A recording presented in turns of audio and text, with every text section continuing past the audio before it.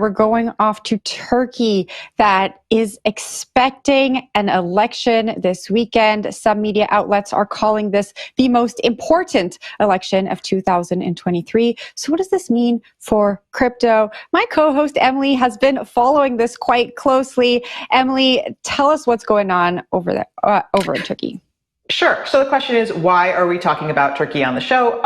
One, as you said, this is pretty widely seen as a very important election, perhaps the most important election of 2023. And also, Turkey is one of the most important crypto markets in the world. So Turkey has an estimated 8 million crypto users. The real number might actually be higher because I don't know if that number takes account of all the overseas exchanges. So Turkey is a major crypto market. And the reason why crypto is relevant to the election is because this election is in many ways a referendum on the Turkish economy. And, basically it's a referendum on the ruling party, on Erdogan, who has been in power for some 20 years. And, it's a very close election, surprisingly close. I was in Turkey last year, and people were already talking about this election and talking about, what a big deal it was. And so basically, Turkey, in so many ways, if you look at the economy and if you look at the economic issues that are sort of driving the election, Turkey is in some ways an ideal use case for crypto because one of the main problems is inflation. So here we have Turkey's official inflation data, somewhere around 45%. Independent analysts will put the number at significantly higher than that, but you have very high inflation, and you also have a lack of trust in the lira. So when I was in Turkey, it just was a very different conversation from what we're having in the United States, for example, because I met people who were actually using Bitcoin as a store of value. They had greater trust in crypto than in their national currency. And I think that's a really important part of this story. So now really you have, people who are very frustrated with cost of living, with inflation. Obviously, there are other reasons as well. Turkey also had a devastating earthquake in which over 50,000 people died, and there's many people were upset with the government's management of that earthquake. But I think, the economic issues and the reason why people are being drawn to crypto, these are all parts of the conversation right now. Can you tell us a little bit more about the sentiment around crypto in Turkey? Because I know last year we heard a lot about crackdowns on Turkish exchanges. And so it may be surprising for some people to hear that so many people are still using it, still have access to crypto in Turkey. Great question. Here's the thing about Turkey that I think a lot of people don't know.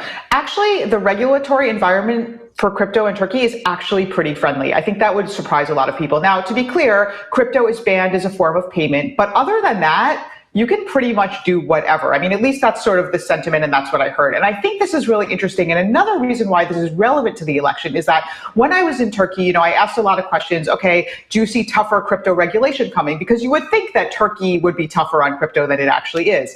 And what a lot of people in the crypto community told me, and now obviously this is quite speculative, but I heard it multiple times, was that the Turkish government would be reluctant to regulate crypto in a way that was restrictive before the election out of fear of alienating so many crypto users. And I think that's just such an interesting thing, right? Think about it. If Turkey has some 8 million crypto users, right? And this is an election in which every vote matters. You could see why the ruling party might be reluctant to restrict crypto use or to put hardline regulation before such an important election. So there was sort of this idea that Turkey was being allowed to thrive in part because it was so important to the population. Because, as I wrote in my article, some people see Bitcoin as almost like a savior. I mean, this is their refuge from a very volatile national currency. So I think that's a really interesting point. Obviously, it's speculative, but it's still worth thinking about.